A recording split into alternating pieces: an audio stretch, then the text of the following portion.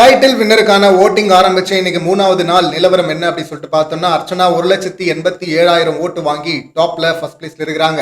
2வது இடத்துல மணி இருக்கிறாரு 57,000 ஓட்டுல. 3வது இடத்துல தினேஷ் 41,000 ஓட்டுல. 4வது இடத்துல மாயா இவங்க 37,000 ஓட்டுல இருக்கிறாங்க. 5வது இடத்துல விஷ்ணு இருக்கிறாரு 26,000 ஓட்டுல. 6வது இடத்துல விஜயவர்மா 12,000 ஓட்டுல இருக்கிறாரு. இன்னைக்கு அவர் தான் எவிக்ட் பண்ணப்பட்டிருக்கிறாரு மிட் வீக் எவிக்ஷன்ல. ஸோ ஃபர்ஸ்ட் எவிக்ஷன் பார்த்தீங்கன்னா கிளியரா மேட்ச் ஆயிருக்கு. அடுத்த எவிக்ஷன் வந்து விஷ்ணுவா தான் இருக்கும் அப்படின்னு தான் நினைக்கிறேன். லாஸ்ட் வீக் கமல் சார் கிட்ட அவர் கூட காமெடியெல்லாம் சொன்னாரு, சார் அடுத்த வாரம் வந்து பார்த்தீங்கன்னா முதல் ஆளா என்னதான் சார் நீங்க தூக்க போறீங்க அப்படின்னு சொல்லிட்டு. ஸோ அதுக்கு முன்னாடி அவர் ப்ரெடிக்ட் பண்ண எதுவுமே நடந்தது கிடையாது. அவரை பத்தி அவர் காமெடியா சொன்ன இந்த விஷயம் மட்டும் நடக்க போகுது அப்படின்னு நினைக்கிறேன். ஆனா மற்ற விஷயங்கள் இருக்குல்ல, இப்ப அன்ன விஷயத்தை பொறுத்தவரை டைட்டில் வின்னர் அர்ச்சனா அப்படிங்கிறது கிளியரா இருக்கு. பட் ரன்னர் அப்படிங்கிறதுல பாத்தீங்கன்னா ஒரு குழப்பம் இருக்குதான் செய்யுது. இப்ப 2வது இடத்துல இருக்கிற மணி பாத்தீங்கன்னா 57,000 ஓட்டுல இருக்கிறாரு. அதுக்கு அடுத்து 41ல தினேஷ், அதுக்கு அடுத்து 37ல மாயா இருக்கிறாங்க. 20,000 ஓட் டிஃபரன்ஸ் இருக்கு மாயாக்கும் மணிக்கும். ஆனா 20,000க்கு மேல 30,000க்கு மேல ஓட் டிஃபரன்ஸ் இருக்கும் போதுதான் ரவீனா வெளியே தூக்கப்பட்டாங்க, விசித்ராவும் தூக்கப்பட்டாங்க. சோ அப்படி பார்க்கும்போது இங்க ரன்னருக்கான அந்த போட்டியில வந்து பாத்தீங்கன்னா 3 பேருமே வச்சிடலாம் அப்படின்னு பாக்குறேன். ஸோ மணி, மாயா, தினேஷ் இந்த 3 பேருமே இருக்கிறாங்க. அப்படியே நம்ம கம்யூனிட்டி டேப்புக்கு வந்தோம் அப்படின்னா அர்ச்சனா இங்க 76% ஓட்டை எடுத்து லீட் பண்றாங்க. இதே தான் டைட்டில் பார்த்தீங்கன்னா அவங்க சோலோவா இருக்கிறாங்க, நிற்கிறாங்க தனியா. இங்க ரன்னருக்கு பார்த்தீங்கன்னா 3 பேருமே போட்டியில் வைக்கலாம் அப்படின்னு பாக்குறேன். தினேஷ் பார்த்தீங்கன்னா 9% ஓட்டுல இருக்கிறாரு. மாயா 8% ஓட்டுல இருக்கிறாங்க. மணி 5% ஓட்டுல இருக்கிறாரு. விஷ்ணு பார்த்தீங்கன்னா 2% ஓட்டு. ஸோ அடுத்த எவிக்ஷன் அவர் தான் அப்படின்னு தான் இங்கேயும் கிளியரா சொல்லுது. ஸோ அன்அபிஷியலும் மேட்ச் ஆகுது, இங்க கம்யூனிட்டி டேப்பும் மேட்ச் ஆகுது. ஆனா ட்விட்டர்ல பாத்தீங்கன்னா சில பேர் தரவுகளோட எடுத்து போட்டுருக்காங்க, ப்ரூஃபோட. டஃப் ஃபைட் போற மாதிரி இருக்கு மாயாக்கும் அர்ச்சனாக்கும். அது வந்து ஓட்டு எண்ணிக்கை பாத்தீங்கன்னா மொத்த ஓட்டுன்னு பாத்தீங்கன்னா ஒரு 40,000 50,000 அப்படிதான் இருக்கு. ஆனா அதுலயும் பாத்தீங்கன்னா டஃப் ஃபைட் போயிட்டு இருக்கு.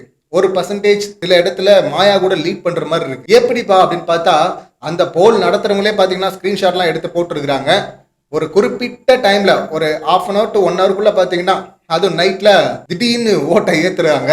அதாவது எப்படின்னா இவங்க வழக்கமா இங்க உள்ள நேர்மையற்ற கேவலமான கேம் எல்லாம் இவங்க ஆடுவாங்க, அதெல்லாம் மத்தவங்க ஆடுறாங்க அப்படின்னு சொல்லுவாங்கல்ல.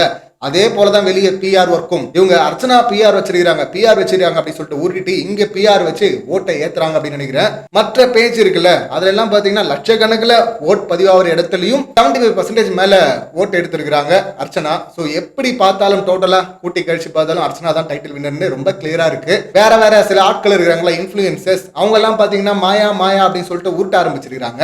இதுல நேத்து கூட பாத்தீங்கன்னா லைவ்ல நிறைய பேர் கேட்டு இருந்தாங்க, ஃபேட்மேன் சார் சொல்லிட்டாரு அப்படின்னு. கமல் சார் கடைசியா கை தூக்கும் போது தான் நமக்கு உண்மை நிலவரம் என்னன்னு தெரியும். அதுக்கு முன்னாடி சொல்றதெல்லாம் பாத்தீங்கன்னா அவங்க அசம்ஷன் தான். ஃபேட்மேன் வந்து அவருடைய டவுட்டை சொல்றாரு. இது நான் 2 மாதிரி பாக்குறேன். ஒன்னு வந்து பாத்தீங்கன்னா இப்படி பண்ண வாய்ப்பு இருக்கு, முன்னாடியே அலர்ட் பண்ணுவோம் அப்படின்னு சொல்லிட்டு இப்படி ஒரு பிட்ட போட்டா ஓட்டு போறவங்க இன்னும் தீவிரமா போடுவாங்க அப்படின்னு சொல்லிட்டு பண்ணலாம். இல்லன்னா இவங்க ஜெயிக்க மாட்டாங்க அப்படின்னு சொல்லிட்டு ஒரு சலசலப்பை கிரியேட் பண்றதுக்காக வாண்டடா அப்படின்னு பண்ணலாம். அது ஒரு வகையான நெகட்டிவ் பப்ளிசிட்டின்னு வச்சுங்களேன். லாஸ்ட் சீசன்லாம் பாத்தீங்கன்னா விக்ரமன் தான் ஜெயிக்க போறாரு, ஜெயிச்சுட்டு போட்டோம் அப்படின்லாம் கூட சொல்லிட்டு இருந்தவர் தான் அவரு.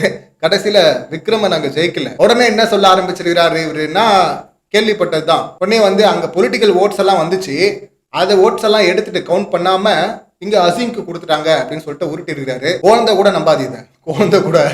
ஏன்னா அசீம் அண்ணா சீமான் அண்ணா 2 பேரும் மீட்டிங் போட்டு இந்த ஆதன் தமிழ்ல இந்த மீட்டிங் வீடியோ கூட இருக்குல்ல, வந்து நாங்க தான் ஓட்டு போட்டோம், நாங்க தான் ஜெயிக்க வச்சோம் அப்படின்னு சொல்லிட்டு ஓப்பனா அவங்க கூவி இருக்கிறாங்க. அப்புறம் பொலிட்டிக்கல் ஓட்டுன்னா அதுல என்டிகே ஓட்லாம் வராதா? மக்களை டென்ஷன்ல வைக்க டைவர்ட் பண்ண இந்த மாதிரிலாம் சில பேர் கருத்துக்களை சொல்றோம் அப்படின்னு சொல்லிட்டு எக்கச்சக்கமா அடிச்சு விடுவாங்க. அதெல்லாம் நம்பாதீங்க. ஆனா ஒரு பக்கம் பிஆர் ஒர்க் போதானா போது, அது வந்து பெருசா மக்கள் ஓட்டை தாண்டி எல்லாம் வந்துடாது அப்படின்னு சொல்லிட்டு நமக்கு நம்பிக்கை இருக்கு. நம்ம ஓட்டை நம்ம கரெக்டா போட்டோம்னா அதை பார்த்து பயப்பட தேவை கிடையாது. ஸோ ஓட் பண்ணாதவங்க கிளியரா ஓட் பண்ணிடுங்க, மறந்துடாதீங்க. அதை மறந்துட்டு அங்க கோட்டை விட்டு அப்புறம் இங்க வந்து குறை சொல்லக்கூடாது. இன்னொரு பக்கம் விஜய் டிவியே பாத்தீங்கன்னா டிஸ்னி பிளஸ் ஹாட் ஸ்டார் அப்படிங்கிற அந்த பேஜ்லயே பாத்தீங்கன்னா ஐஸ்வர்யா ராய் படத்தை எடுத்து போட்டு அதை பார்க்கும்போது இங்க ஒரு ஐஸ்வர்யா ராய் கேரக்டர் ஒருத்தர் கொடுத்தாங்கல்ல, ஐஸ்வர்யா ராய் வந்து மென்டலி அஃபெக்ட் ஆனா எப்படி பண்ணுவாங்களோ அப்படி ஒருத்தர் பண்ணிட்டு இருந்தாங்கல்ல, அந்த ஒரிஜினல் ஜீன்ஸ் ஐஸ்வர்யா ராய் அந்த போட்டோ போட்டு அதை பார்க்கும்போது இந்த ஐஸ்வர்யா ராய் கேரக்டர் ஞாபகம் வருதான். இப்படி எல்லாம் பதிவு போடுறாங்க. இதுவும் இன்ஃபுளுன்ஸ் தானே. பிஆர் வந்து வெளியே அப்படின்னு சொல்லிட்டு அர்ச்சனாக சொல்லிட்டே ஒரு பக்கம் கமல் பிஆர், இன்னொரு பக்கம் சேனல் பிஆர். இது பத்தாதுக்குன்னு அப்படியே வடக்குல இருந்து வேற பிஆர் இறக்குறாங்க.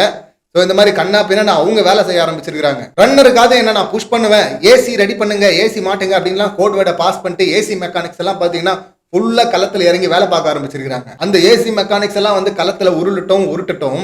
அதை பத்தி எல்லாம் கவலைப்படாம ஓட் போடுங்க, ஓட் போட சொல்லுங்க. நம்ம கிட்ட இருக்கிற ஒரே ஆப்ஷன் அதுதான். ஓட் போட்டுட்டு வெயிட் பண்ணுவோம். முதல்ல நம்ம கடமையை செய்வோம். ஸோ இன்னைக்கான ஓட்டிங் ஸ்டேட்டஸ் பத்தி நீங்க என்ன நினைக்கிறீங்க? உங்க கருத்து என்ன அப்படிங்கறத கமெண்ட் பண்ணுங்க. மீண்டும் அடுத்த வீடியோல சந்திக்கலாம். நன்றி, வணக்கம்.